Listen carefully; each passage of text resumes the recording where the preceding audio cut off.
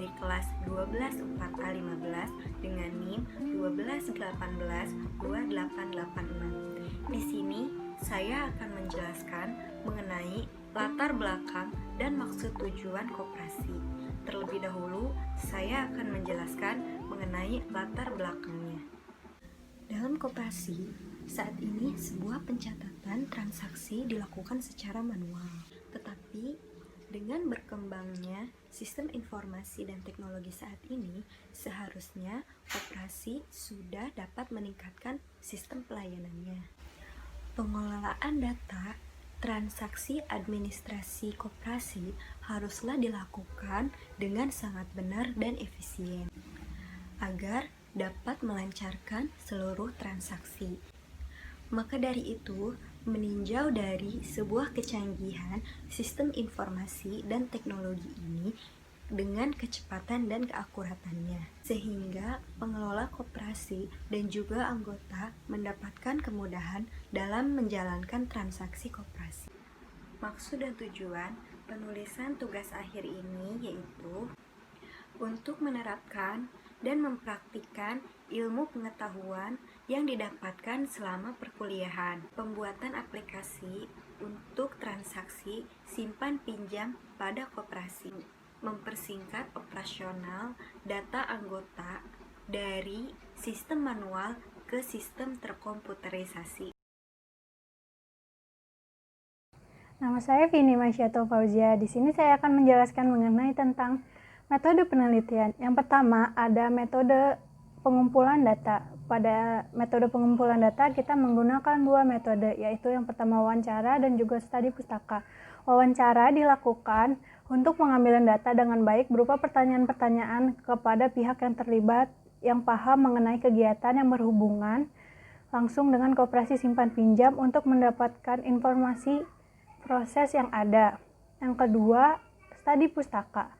Pengumpulan data dengan cara mengumpulkan informasi melalui skripsi, jurnal, dan media online lainnya untuk mendukung penelitian serta dapat digunakan sebagai referensi dan landasan teori.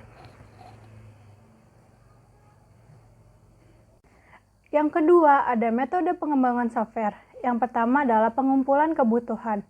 Pengembangan bersama-sama mendefinisikan format seluruh perangkat lunak, mengidentifikasikan kebutuhan dan garis besar sistem yang akan dibuat. Yang kedua, membangun prototyping. Membangun prototyping dengan membuat perancangan sementara yang berfokus pada transaksi administrasi dalam koperasi.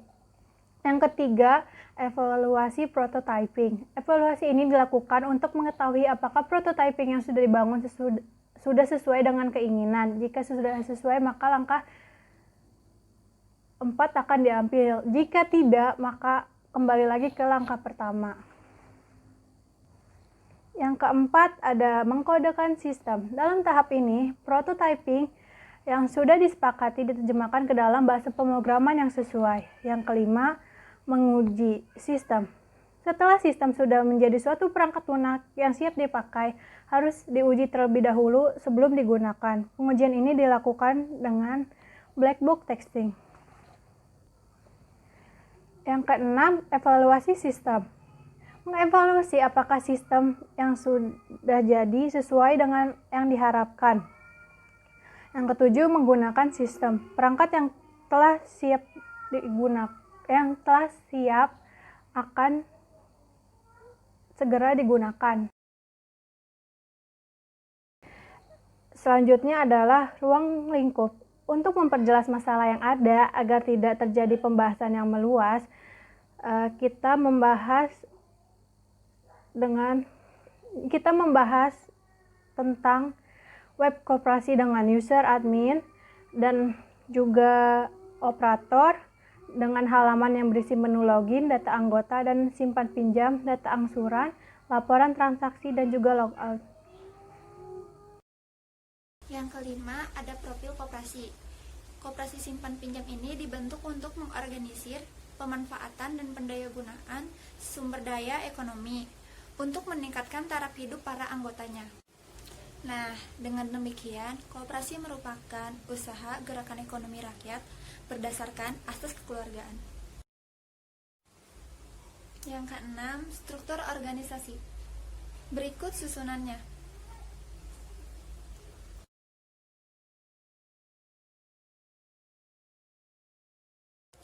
Nah, jadi yang di atas ada rapat anggota, dan yang kedua ada ketua umum. Yang ketiga, di antara rapat anggota dan ketua umum terdapat sekretaris dan bendahara. Dan yang keempat ada pengawas yang dimiliki oleh ketua umum. Dan yang terakhir ada anggota. Saya Nisa Fikri Ramananda. Di sini saya akan menjelaskan tentang analisis proses yang berjalan. Untuk analisis proses yang berjalan sendiri bisa dilihat dari pola aliran informasi yang ada di dalamnya. Biasanya itu ada dokumen, laporan, sistem, juga proses yang berjalan. Nah, untuk pendaftaran anggota sendiri itu dilakukan secara sukarela oleh calon anggota yang nantinya akan diberikan formulir oleh pengurus. Formulir itu nantinya diisi dan kemudian calon anggota ini menyerahkan persyaratan yang sudah tertera.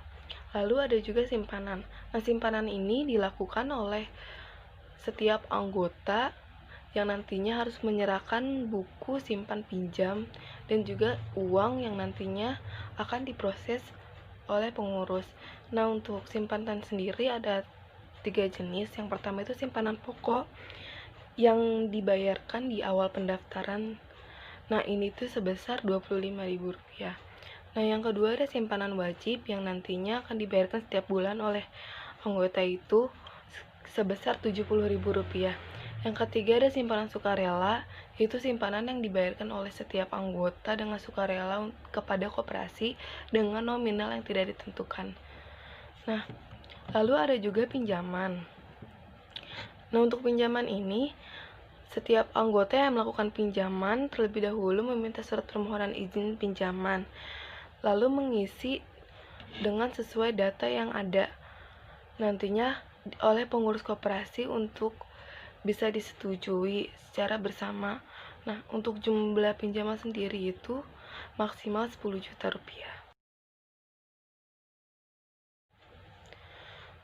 Nah, di sini saya akan menjelaskan tentang permasalahan pokok yang terjadi pada koperasi simpan pinjam bakti usada. Kalau dilihat dari analisis proses yang berjalan tadi yang masih sampai saat ini dilakukan secara manual, terutama dalam hal mengelola transaksi administrasi yang ada di koperasi simpan pinjam ini. Para pengurus koperasi masih menggunakan pencatatan secara manual dengan buku dan belum menerapkan sistem yang terkomputerisasi sampai saat ini. Nah, kami mencoba menganalisis dan menjelaskan hambatan apa saja yang terjadi saat menggunakan sistem kerja yang manual. Antara lain yang pertama itu belum efektifnya sistem informasi yang ada di koperasi. Masih menggunakan pencatatan pada buku sehingga memungkinkan adanya kesalahan pendataan, hilangnya pendataan transaksi simpan pinjam. Terus juga yang kedua ada sistem yang berjalan saat ini memudahkan dilihat orang, yang artinya memudahkan untuk adanya pencurian data seperti itu. Terus ada juga kesulitan dalam pencarian data. Kan kalau misalnya anggotanya itu banyak ya. Jadi kalau misalnya ketika kita membutuhkan data kan kalau kita cari satu-satu secara manual kan lama juga. Nah, yang keempat itu ada kesalahan dalam menghitungkan simpan pinjam dan ini tuh bisa fatal banget akibatnya karena bisa menimbulkan kerugian. Nah, itu aja yang bisa saya jelaskan tentang permasalahan pokok. Selanjutnya akan dijelaskan oleh rekan saya. Yang ke-9, pemecahan masalah.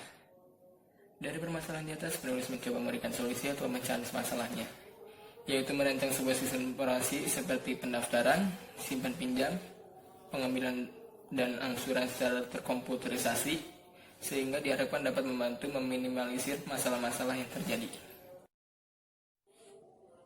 Yang ke-10, analisis kebutuhan software. Analisis kebutuhan software ada 1. Tahapan analisis, 2. use case diagram, dan 3. ada activity diagram. Pertama, di dalam tahapan analisis terdapat halaman petugas operasi dan halaman operator. Yang kedua, ada use case diagram. Di dalam use diagram terdapat dua halaman, yaitu halaman petugas dan halaman operator.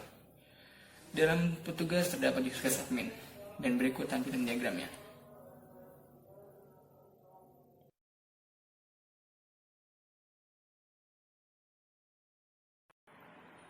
Jadi di sini ada petugas yang harus login terlebih dahulu. Ketika petugas sudah login, petugas dapat mengelola data-data sebagai berikut. Yang pertama, petugas mengelola data pengguna, lalu mengelola data anggota, mengelola data pinjaman, mengelola data simpanan, mengelola data angsuran, dan mengelola laporan transaksi. Ketika petugas sudah mengelola semua data-data tersebut, petugas bisa langsung logout. Begitu juga dengan halaman operator. Di halaman operator dapat use case operator, dan berikut tampilan diagramnya.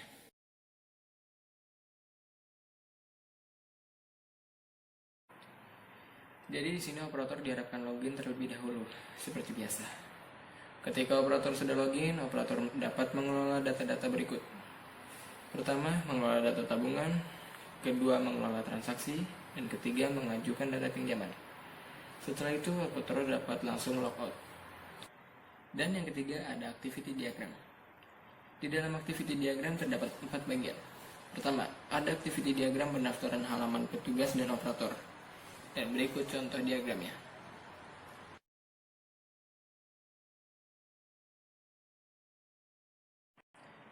Kedua, ada activity diagram pinjaman halaman petugas dan operator. Dan berikut contoh diagramnya.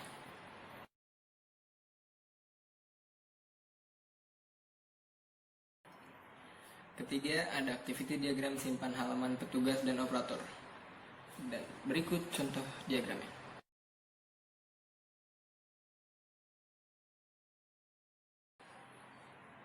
Dan yang terakhir ada activity diagram angsuran halaman petugas dan operator. Dan berikut contoh diagramnya.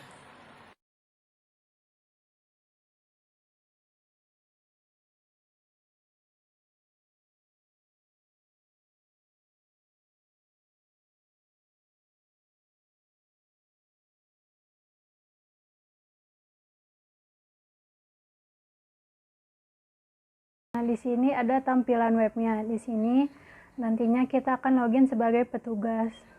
Nah, kita login dulu sebagai petugas.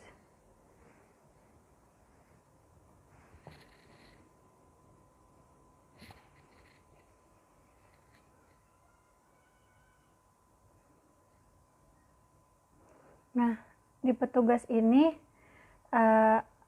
ada dashboard. Ini adalah halaman utamanya, dan juga ada home. Ini halaman utama home. Ada master data yang berisi master petugas, master anggota, master tabungan, master pengajuan. Lalu ada transaksi, ada laporan, ada pengaturan yang berisi untuk pengaturan simpanan, pengaturan pinjaman, dan pengaturan user. Ada juga grafik dan juga backup. Ada juga help untuk pertolongan kalau tidak mengerti. Di sini ada, pertama kita ke master petugas atau master data. Nah, di sini ada data petugas, nama petugasnya P001, nama petugasnya Dendelion, alamatnya Sukaseri, surname-nya operator, passwordnya operator. Ini bertindak sebagai operator. Di sini ada edit atau hapus sebagai aksinya, dan ini ubah data petugas. Lalu kembali, lalu di sini ada form tambah petugas seperti ini. Lalu kita beralih ke master anggota. Nah, di sini ada anggota yang berisi data anggota. Di sini ada anggota yang aktif, anggota yang non aktif. Dan di sini bisa menambahkan anggota. Di sini ada form tambah anggota, berisi kode anggota, tanggal masuk, simpanan pokok, nama lengkap, jenis kelamin, tempat lahir, tanggal lahir, alamat anggota, telepon, pekerjaan, user entry-nya, tanggal entry-nya, lalu nanti klik simpan. Nah, selanjutnya adalah master tabungan. Di tabungan ini berisi nomor, kode tabungan, kode anggota, nama anggota, investasi selama 1 bulan, dan jumlah saldo. Nah, di tabungan ini itu berisi kayak simpanan sukarela dan simpanan pokok dari masing-masing anggota. Dari sini bisa mengambil uang. Misalnya ini jumlah uangnya, dan ini misalnya ambil uang. Nah, ini adalah hasil akhir setelah pengambilan. Lalu kita print tabungan.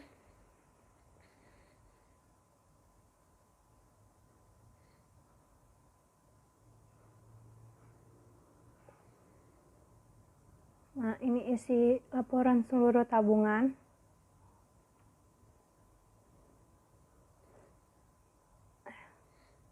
Nah, selanjutnya kita ke master pengajuan. Nah, ini ada data pengajuan pinjaman yang dilakukan oleh operator. Di sini ada nama anggota bernama Hisam, tanggal pengajuannya tanggal 28 April, besar pinjaman sebesar 500.000, jenis pinjamannya biasa. Statusnya masih menunggu karena petugas yang harus menerima atau menolak data pengajuan ini. Selanjutnya kita ke transaksi.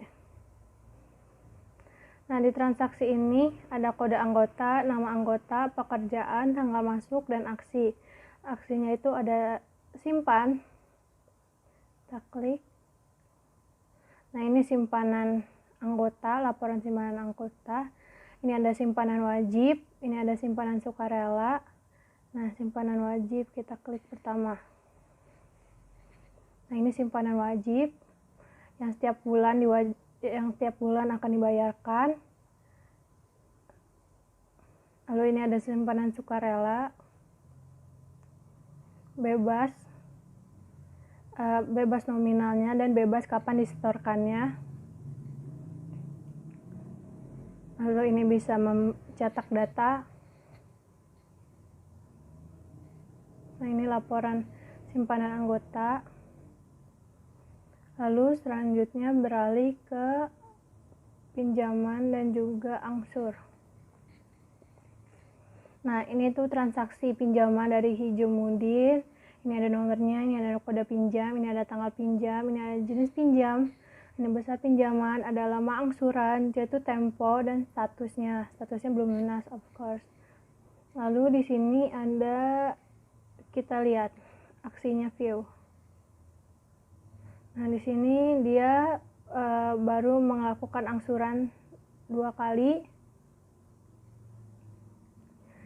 Yang terakhir itu angsuran tanggal 28 sebesar 54.000 dan dendanya adalah 0. Di sini kita bisa mencetak juga.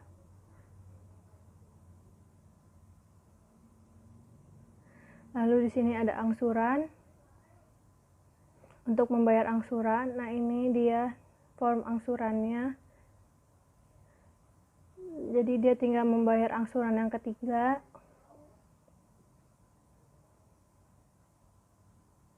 Bisa menambahkan pinjaman soalnya dia angsurannya belum lunas.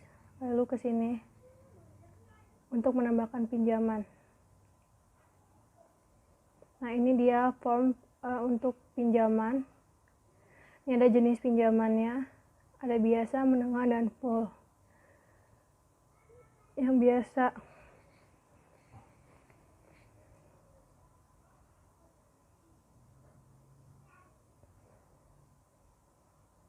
biasa adalah lama angsurannya 8, maksimal pinjamannya 4 juta, bunganya 4%. Yang menengah. Lalu yang full, lama angsurannya sebesar 12, maksimal pinjaman adalah 10 juta, bunganya adalah 6%. Lalu ini besar pinjaman, ini angsurannya nanti misalnya kita isi di 5 juta.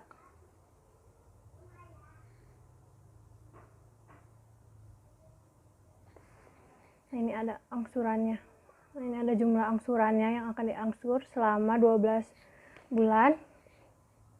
Lalu ini ada angsuran biasa, yang lama angsurannya ada 4, maksimal pinjamannya 2 juta.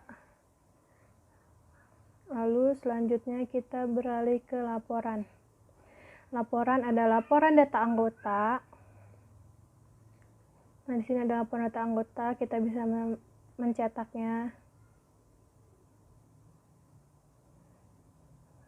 Nah, ini hasil cetakan laporan seluruh anggota, dicetak pada hari Rabu, tanggal 29 bulan April 2020. Lalu ada laporan simpanan. Nah, ini dia laporan simpanan yang ada, kita klik detail. Nah, ini laporan simpanan dari Hisam. Bisa dicetak dan juga ini juga bisa dicetak. Nih. Dan ini laporan seluruh simpanan atas nama Hisam. Atas nama Hisam dan Hijumuddin. Lalu selanjutnya ke data, laporan data pinjaman. Nah, ini laporan pinjamannya atas nama Hijumuddin, tanggal pinjamnya 19 April 2020, akan jatuh temponya pada tanggal 18 bulan 7. Jenis pinjamannya biasa, besar pinjaman 200.000.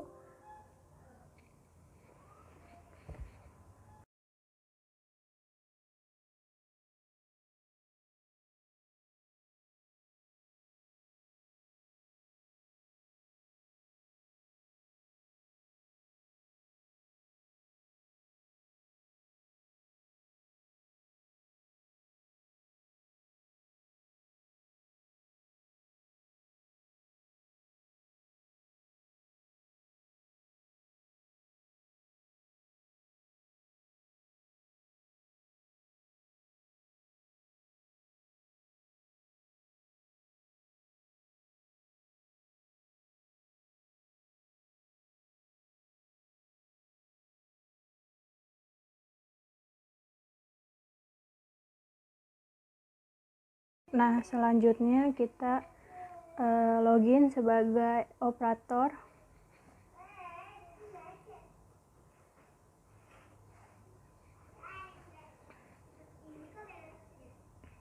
Nah, di operator ini ada menu utamanya ini, lalu ada master tabungan, sama aja isinya kayak yang tadi ada di halaman petugas. Lalu ini ada transaksi, ini juga sama aja isinya. Lalu ini bedanya tuh ada pengajuan, ini tuh pengajuan untuk mengajukan pinjaman.